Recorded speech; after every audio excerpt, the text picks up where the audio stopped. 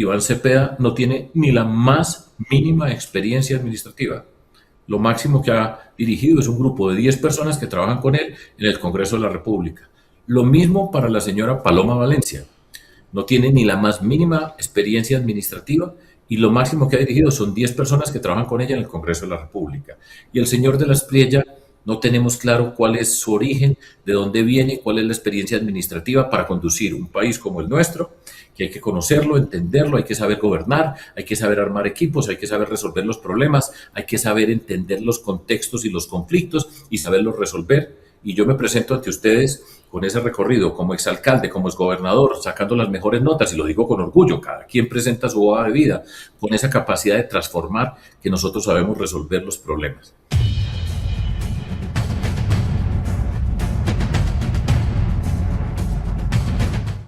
Saludos a la audiencia del país. Estamos en otra emisión de Protagonistas en Vivo, en esta ocasión con la serie de entrevistas con los candidatos presidenciales, las cuales pueden ver tanto en el impreso como en las diferentes plataformas digitales. Hoy nos acompaña el candidato Sergio Fajardo, a quien le damos la bienvenida. Buenos días.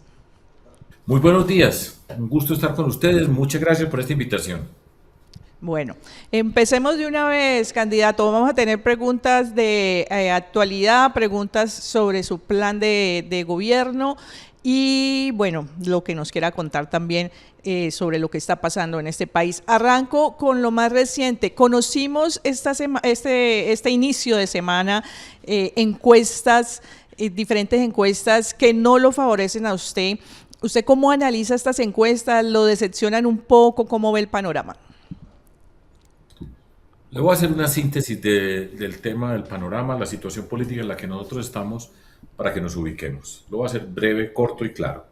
Primero, hay una persona, Iván Cepeda, que es el candidato del presidente. El presidente Petro es su jefe de debate, le está haciendo la campaña, que sin duda alguna está en segunda vuelta y puede tener una posibilidad de ganar en primera vuelta. Primera observación. Dos, dentro de esa confrontación, las personas que aparecen en segundo y tercer lugar están Paloma Valencia y Abelardo de la Espriella. Paloma de la Valencia no tiene ni la más mínima posibilidad de ganarle a Abelardo de la Espriella. Y el candidato, y esto lo he dicho desde hace varios meses, el candidato preferido por el presidente Petro para enfrentar a Cepeda se llama Abelardo de la Espriella. Yo creo que el candidato Cepeda derrota a Abelardo de la Espriella. En medio de toda esta confrontación se nos ha querido vender la idea de que esto ya está terminado, que aquí tenemos que continuar con la polarización que ha venido afectando a nuestro país ya desde hace años, que tenemos que pasar a vivir otro capítulo asociado con la figura del presidente Petro en su candidato Cepeda y la figura del expresidente Álvaro Uribe, con las dos personas que se identifican alrededor de su nombre como su inspirador. Yo creo que esa confrontación es dañina para Colombia. Ya seguro vamos a tener la oportunidad de revisar qué está pasando en nuestro país, las circunstancias que estamos viviendo.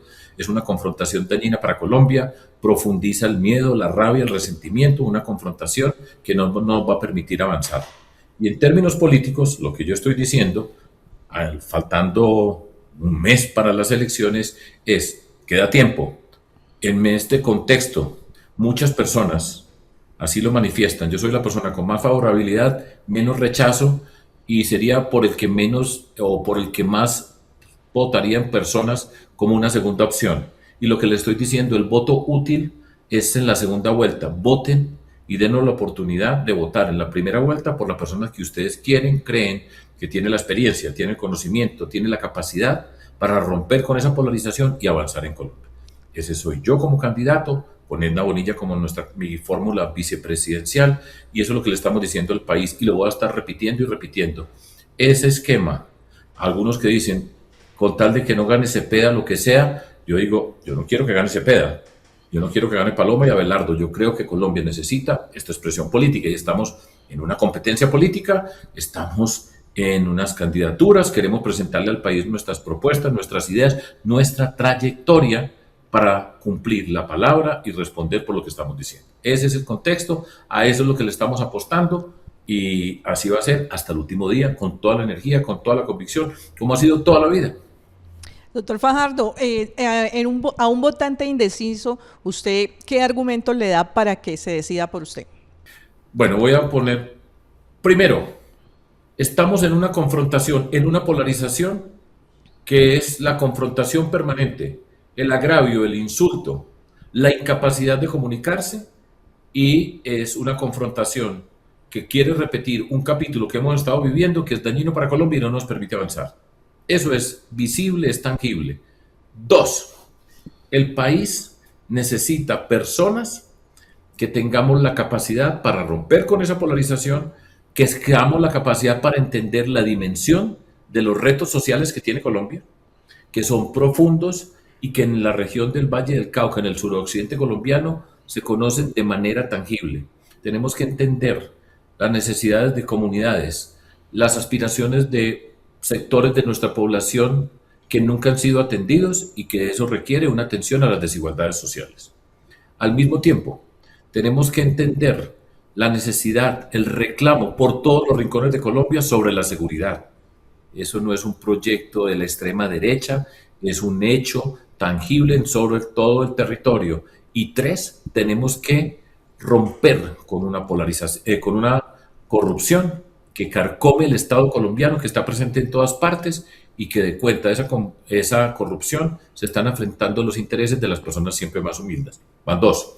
Tres, en este contexto, cuando yo digo de romper esa polarización, aparecemos personas y cada uno de nosotros tiene una trayectoria, cada uno de nosotros tiene un recorrido, cada uno de nosotros tiene una hoja de vida y nos presentamos con nuestras propuestas, nuestras ideas, nuestra hoja de vida, nuestra historia, y lo que yo estoy reclamando y estamos trabajando y lo hemos trabajado es, tenemos nosotros la capacidad para dar esa respuesta. El señor Iván Cepeda no tiene ni la más mínima experiencia administrativa. Lo máximo que ha dirigido es un grupo de 10 personas que trabajan con él en el Congreso de la República. Lo mismo para la señora Paloma Valencia. No tiene ni la más mínima experiencia administrativa y lo máximo que ha dirigido son 10 personas que trabajan con ella en el Congreso de la República.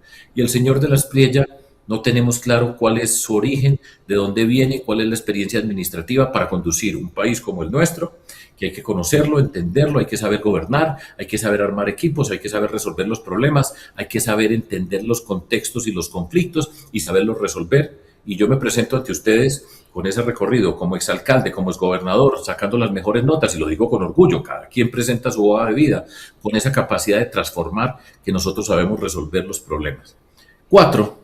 En la dimensión de los problemas que tenemos hoy, nosotros tenemos las propuestas para resolverlos, para atenderlos, para avanzar en Colombia y darnos la oportunidad de no volver al pasado. El presidente Petro está hoy ahí por razón del presidente Duque, que no entendió la dimensión del conflicto social, que no entendió el estallido social como una expresión de una sociedad que estaba reclamando por atención.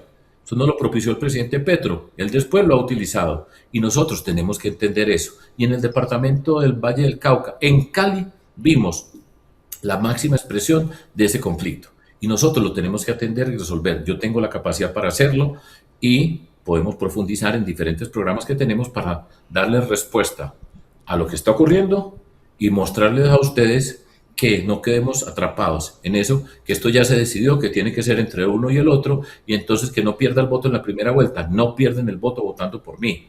Voten por mí, voten por quien ustedes creen que es la mejor persona para conducir el país en este momento. La segunda vuelta les dará oportunidad para votar de otra manera, y nosotros tenemos que romper con eso, y lo estoy invitando a que nos den la oportunidad, y le estoy invitando a que no se amilanen y que me den la oportunidad para conducir el país en los términos que yo estoy hablando y la manera. Doctor Fajardo, precisamente ahora mencionaba usted bueno, lo que sucedió en Cali y el tema de la seguridad. Y han pasado muchos gobiernos y no hay una, digamos, respuesta a esto y llegan las oleadas de violencia como la que desafortunadamente estamos viviendo en el suroccidente del país. ¿Usted qué haría de diferente para evitar este tipo de hechos que dejan la muerte o dejan sembrado de muerte y afectados a muchas familias en la región? Vamos a partir de lo que tenemos hoy, ¿sí? Nosotros presentamos y tenemos el que llamamos Plan Guardián, que explica cómo queremos llegar nosotros para traer la seguridad a nuestro país y para garantizar que en todos los territorios y todas las personas tienen seguridad en Colombia. Ese es un gran reto de nuestro país. El retroceso es gigantesco.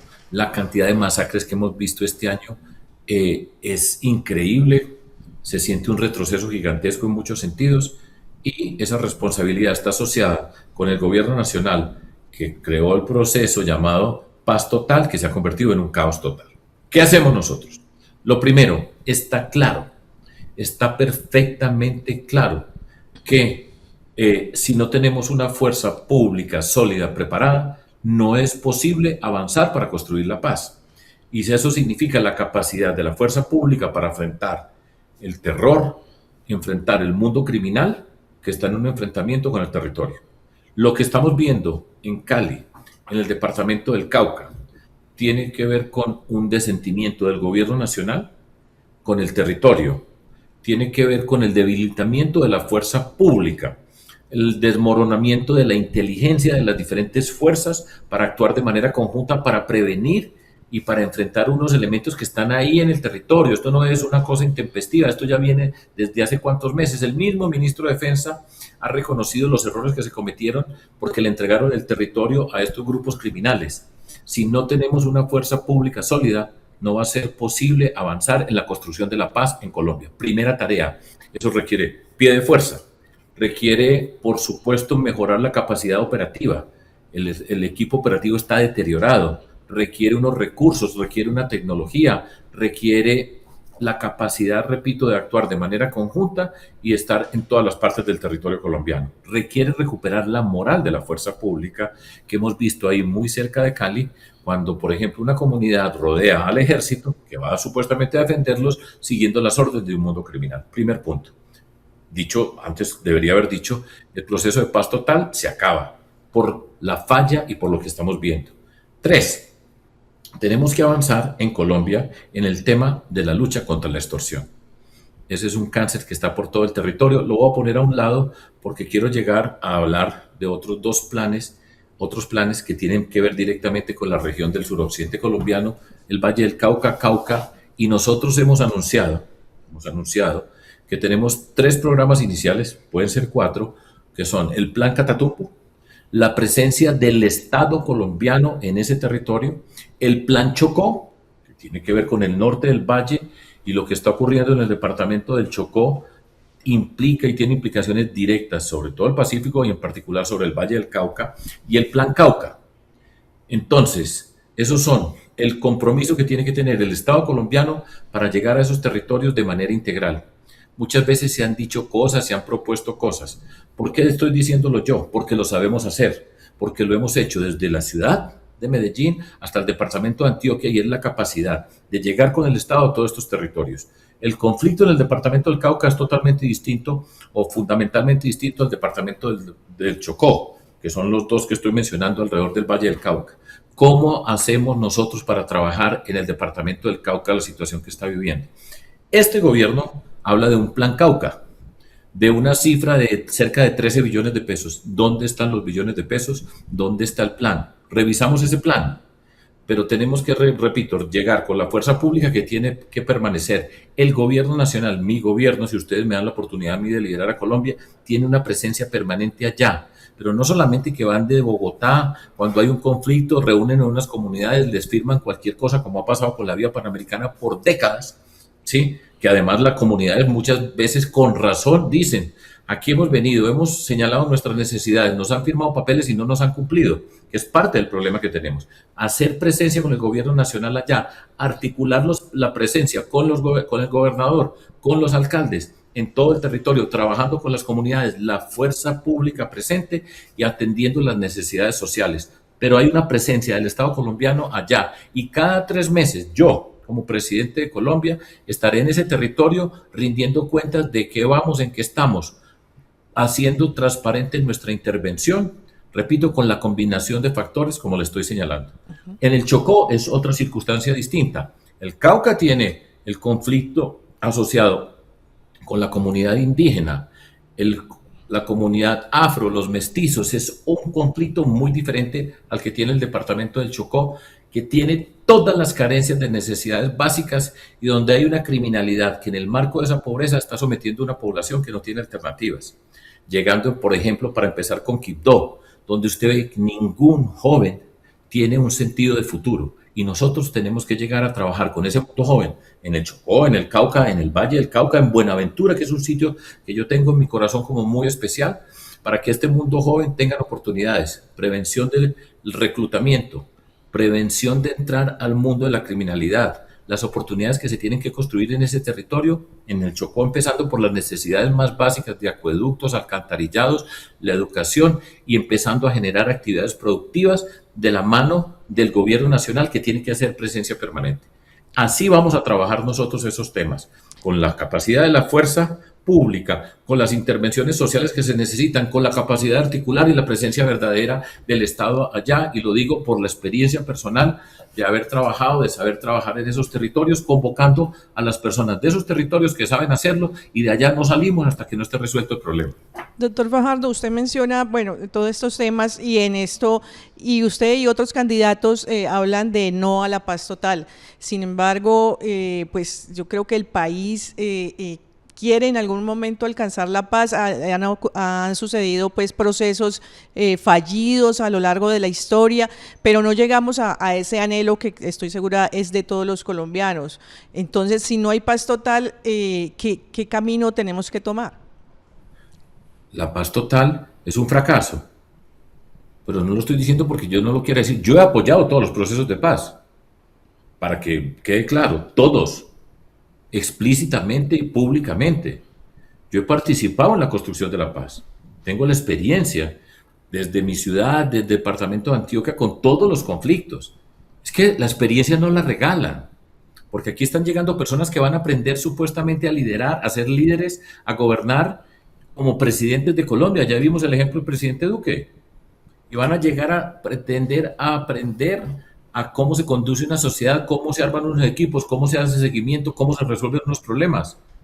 Yo lo he hecho. Sí. Yo creo en la construcción de la paz, pero no puede ser el dilema, si no es la paz total, entonces no hay nada. Por supuesto que puede haber, pero tenemos que garantizar unas condiciones básicas para poder construir la paz, empezando por la fuerza pública sólida.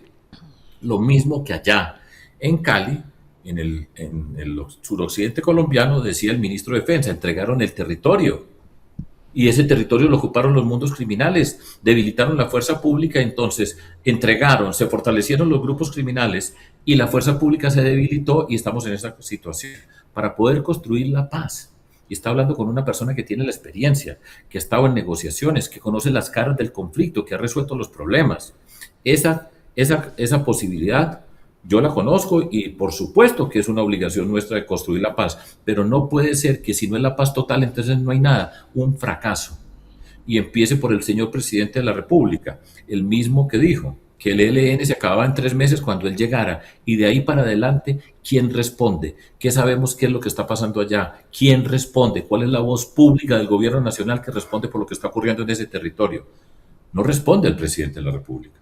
El mismo presidente que la noche donde nosotros vimos el sufrimiento de la gente, los muertos, publica una foto de su cumpleaños y entonces habla de su cumpleaños y no tiene ni la más mínima capacidad para expresar una condolencia, no asume una responsabilidad.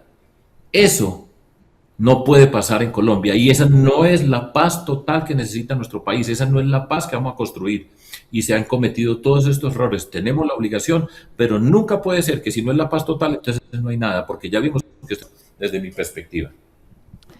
Doctor Fajardo, cambiando de tema, ¿usted estaría dispuesto a tomar decisiones impopulares en su primer año de gobierno por el país y como cuáles? Tomar decisiones por el país. Es que quienes estamos gobernando tenemos que tomar decisiones.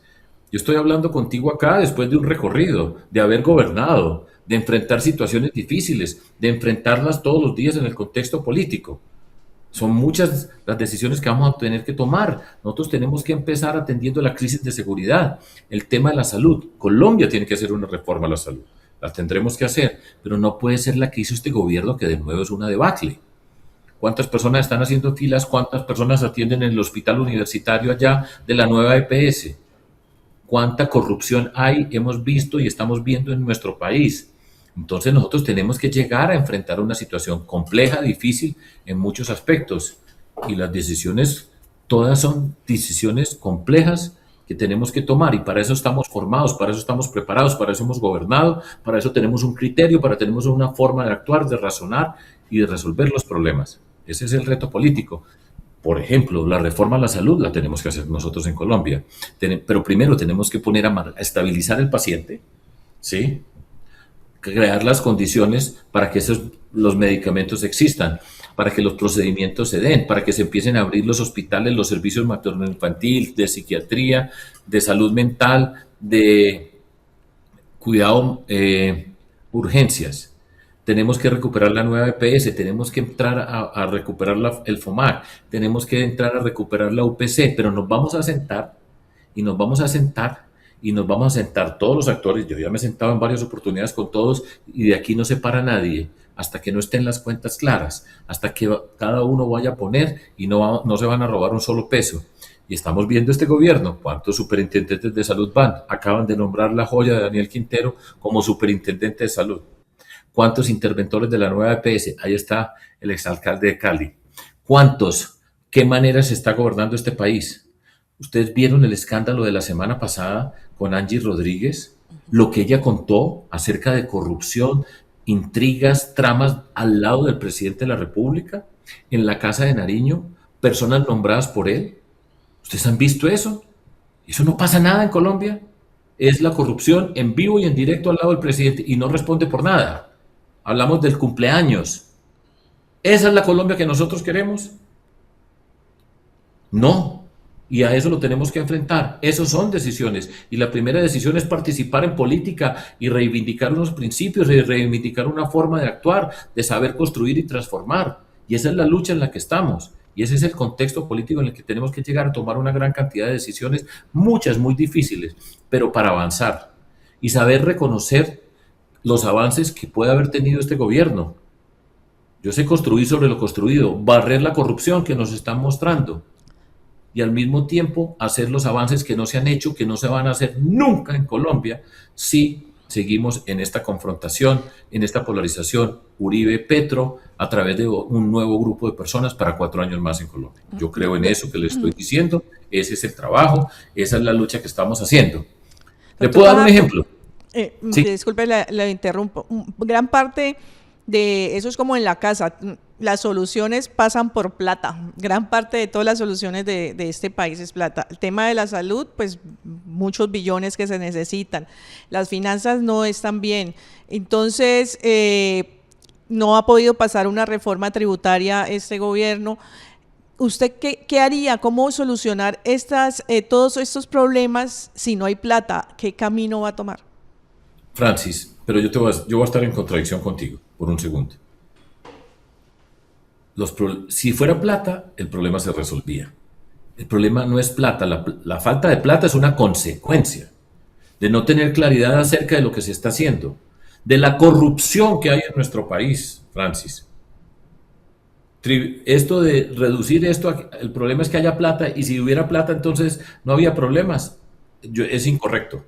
Es primero tener una claridad acerca de cómo se resuelven los problemas, identificar los problemas, saber las diferentes componentes que tienen los problemas, saber construir los equipos, hacerlo con transparencia, hacer seguimiento, ser capaz de convocar a las comunidades para trabajar de manera conjunta. Y si usted logra eso, la plata aparece, pero no se la pueden estar robando en nuestro país.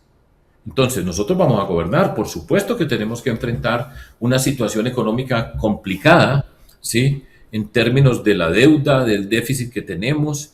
Eso es sin duda que va a ser complicado. Y para fortalecer la fuerza pública, que valga la pena señalar que yo creo que una de las cosas valiosas que se hizo fue aumentar el salario de las personas en los niveles inferiores dentro de toda la carrera militar de la fuerza pública. Pero nosotros tenemos que ver cuáles son el tamaño de los problemas, cuál es el tamaño de la salud. aquí donde estamos, nosotros no sabemos los estados financieros de la nueva EPS que atiende al 20% de las personas en Colombia. No sabemos los estados financieros del 2023. Entonces, el problema es que se robaron la plata, se desapareció la plata y no tenemos claridad acerca de las cosas. Eso requiere método, rigor, seriedad, disciplina. Por eso yo hablo de cambio serio y seguro. Eso no emociona a nadie, decirle que vamos a hacer las cosas con disciplina, con rigor, con método, con transparencia. Es la esencia, Francis, de todo lo que nosotros estamos viviendo. Doctor Tienen que Fajardo, organizarse. y haría una reforma tributaria? Sí, claro que sí. Y nos tenemos que sentar, pero ¿sabe cómo la voy a hacer? Nos vamos a sentar con todos los actores del desarrollo de nuestro país. Y nos sentamos y le vamos a plantear, mire lo que tenemos en seguridad, mire lo que está pasando en salud, mire lo que tenemos en el tema energético, mire las dificultades que nosotros tenemos que aportar todos. Yo les garantizo aquí que no se va a no se va a perder un peso, les garantizo que va a haber seguridad jurídica, como va a tener seguridad jurídica el departamento del Valle del Cauca para hacer las obras que se necesitan hacer en el departamento, y les vamos a decir, estos son los retos que tenemos en Colombia, necesitamos que todos pongamos. Yo les garantizo, repito, que el Estado no se va a robar un peso, que no vamos a permitir la corrupción, que vamos a hacer un Estado serio, organizado, que respetamos la separación de poderes, que les damos garantías a la participación privada que es necesaria en muchas instancias de la vida de nuestra sociedad. Esa la vamos a hacer nosotros. Si les dicen que les van a bajar los impuestos ahora, para mí le están metiendo un cuento muy grande. Pero déjeme, antes de ir a la última pregunta, déjeme darle este ejemplo que yo creo que le sirve a muchas personas para entender lo que significa un gobierno conmigo, la necesidad de un cambio serio, seguro, romper esta polarización, convocar a que no se crean ese cuento de que esto ya se acabó. Ya ilustré cómo los factores políticos, que lo puedo hacer en la última intervención, pero le quiero dar un ejemplo para que ustedes me entiendan. Fíjense en esto. Nos anuncian el mundo científico de la alta probabilidad de que tengamos un fenómeno del Niño a partir del segundo semestre, cuando este gobierno entregue, ¿sí? Y todo parece indicar que es un fenómeno del Niño muy fuerte. Eso significa, y ya en Colombia hemos tenido fenómenos del Niño, significa sequía, significa una cantidad de sufrimiento y de problemas para nuestro país. ¿Dónde se tramita ese problema y cómo se debe resolver? Hay una Unidad Nacional de Gestión del Riesgo y Desastres, la misma que ha sido el foco de corrupción en este gobierno nacional, que la está dirigiendo el señor Carrillo. Y el Fondo de Adaptación, que tiene que ver con adaptarnos al cambio climático y a todas estas contingencias, que lo dirige la señora Angie Rodríguez. La señora Angie Rodríguez la semana pasada nos contó en vivo y en directo la corrupción en la Casa de Nariño, los enfrentamientos, el enfrentamiento con el señor Carrillo, y nos contó cómo se querían robar los recursos. Allá se han venido acusando mutuamente de robos de recursos. Y ellos dos, la señora Angie Rodríguez, en el momento que estamos grabando esta entrevista, estuvo con el presidente y sigue en su cargo. Sigue en su cargo. Miren cómo está. Y esos dos serían los que tendrían hoy que estar preparando a Colombia para el fenómeno del Niño. Tendrían que estar trabajando con los gobernadores, gobernadoras, alcaldes, alcaldesas, haciendo los planes desde hoy, para que nuestro país esté preparado, preparando los recursos, trabajando con los municipios, con los departamentos, con los alcaldes, los mismos alcaldes que no son atendidos, y ustedes lo saben muy bien allá, por el gobierno que no le pone atención a la seguridad y no trabaja con alcaldes y gobernadores. ¿Ustedes creen que Colombia se está preparando para eso? Eso es lo que yo llamo gobernar con seriedad, con preparación, con rigor, para resolver los problemas. Ese reto lo tenemos nosotros en Colombia. Y este es un ejemplo sencillo de lo que estamos viendo enfrente de nosotros. Y por eso los quiero convocar a que voten por mí, a que hagamos las cosas con seriedad. Yo sé que no emociona mucho decirle que yo voy a ser un presidente serio, organizado, disciplinado, con método, armando los equipos, rindiéndoles cuentas cada 3 meses acerca de dónde están los recursos y mostrando qué pasa con los proyectos. Eso supuestamente no emociona a la gente. Pues más vale que pensemos cómo se conduce nuestro país. ¿Quieren guerra? Ahí están para hacerla. Y hay muchos que son muy capaces para la guerra. ¿Quieren construcción y transformación? Aquí estoy. Bueno, doctor Fajardo, ya finalmente quiero hacerle esta pregunta antes de que terminemos, y es, estas son unas elecciones que han sido pasadas por amenaza, los candidatos pues han denunciado esto, el gobierno pone en duda los resultados. Entonces, la pregunta para usted, ¿usted cree, digamos, en la registraduría, confía en que esto va a salir bien el 31 de mayo? Yo confío en la registraduría, pero lo que estamos viendo es esa confrontación. El presidente Petro, ¿qué está haciendo? Voy a utilizar unos términos que se hicieron famosos en Colombia en el año 2016 en el contexto del plebiscito por la paz, cuando desde el no, el señor Juan Carlos Vélez Uribe dijo, lo que queremos es que salgan a votar emberracados. ¿Se acuerdan?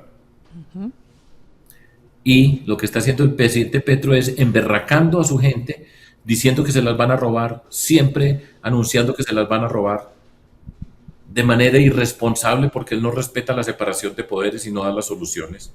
Y entonces ocurre lo que ocurrió este fin de semana en el Valle del Cauca y en el Cauca, y dice que eso es un plan de la extrema derecha para ganarse las elecciones. No es capaz de recapacitar sobre su incapacidad, no es capaz de sentir el dolor de las personas, para nada parece eso. Y entonces aparece que es que la extrema derecha quiere ganar en las elecciones, y después entonces este candidato, esta candidata amenazada, el otro amenazado, todos amenazados. Esa es la Colombia que nosotros queremos. Esa es la que quieren. Ese es el terreno de la confrontación. ¿Estamos resolviendo los problemas de la gente en Colombia? ¿Estamos avanzando? ¿Está avanzando el departamento del Valle del Cauca? ¿Se va a avanzar el dragado del puerto de Buenaventura? ¿Se va a resolver el tema del tren de cercanías? ¿En Jamundí están viviendo mejor? ¿En Buenaventura están viviendo mejor? Por supuesto que no, pero estamos en esa confrontación. Esa es la destrucción de Colombia. Y por eso estoy diciendo y estoy convocando, denme la oportunidad, no crean ese cuento de que ya esto está definido y que hay que votar por otro porque en segunda vuelta, porque Fajardo, si llega a la segunda vuelta sería muy bueno, pero no va a llegar. Falso. Denos la oportunidad. Salgamos de esta trampa, y al departamento del Valle del Cauca y al suroccidente colombiano, al Pacífico colombiano le va a ir muy bien teniendo una persona seria, con capacidad de hacer transformaciones, con seriedad, con seguridad. Y eso es lo que estoy diciendo y lo estoy convocando. En el 2018, Francis, yo gané en las elecciones en el Cali y lo estoy invitando, y sé todo lo que ha pasado, lo que fue el estallido social, y en Cali, en el Valle, en Buenaventura, en el Chocó, en el departamento del Cauca, Nariño, que sufre permanentemente, nosotros podemos llegar de otra manera. Ese es el reto político, por eso estoy hablando contigo y por eso pues te agradezco mucho. Oiga, Esto me parece una doctor oportunidad. Fajardo, se me ocurrió ahorita algo, ahora que usted dijo ay, qué pena. Ahora que usted dijo que no estaba nada definido, usted no se arrepiente de no haber participado en la consulta. ¿De pronto las condiciones ahora serían diferentes? No, no serían diferentes. Y Francis, pues a mí todavía me toca hablar de la consulta, ¿cierto? Pero bueno, pues por supuesto lo hago con todo el gusto. Yo no me arrepiento. Esa fue una decisión consciente, fue tomada con toda la seriedad, con todo el rigor. Y estoy tranquilo en la forma como la tomamos, las razones que tenía para tomarla, y estamos hoy luchando para seguir hacia adelante.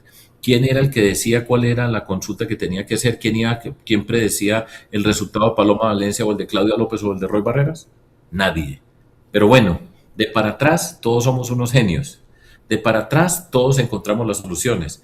Nosotros todos en Colombia somos entrenadores de la selección Colombia.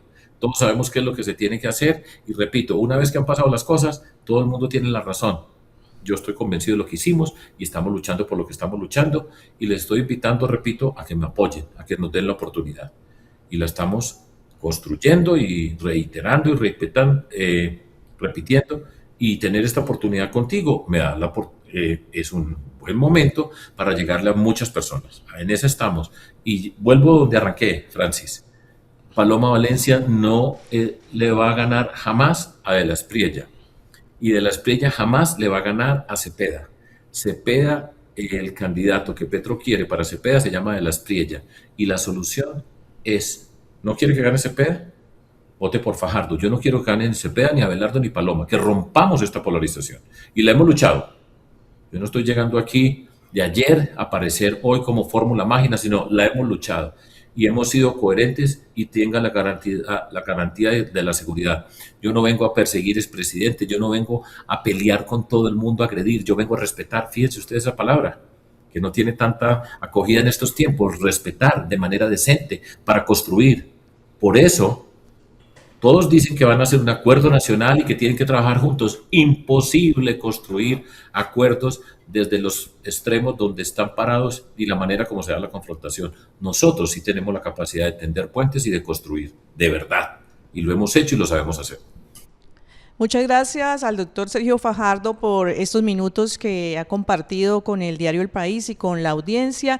Y bueno, terminamos esta entrevista y invitamos a todos nuestros seguidores a que la sigan a través de las plataformas y hasta una próxima entrevista. Muchas gracias.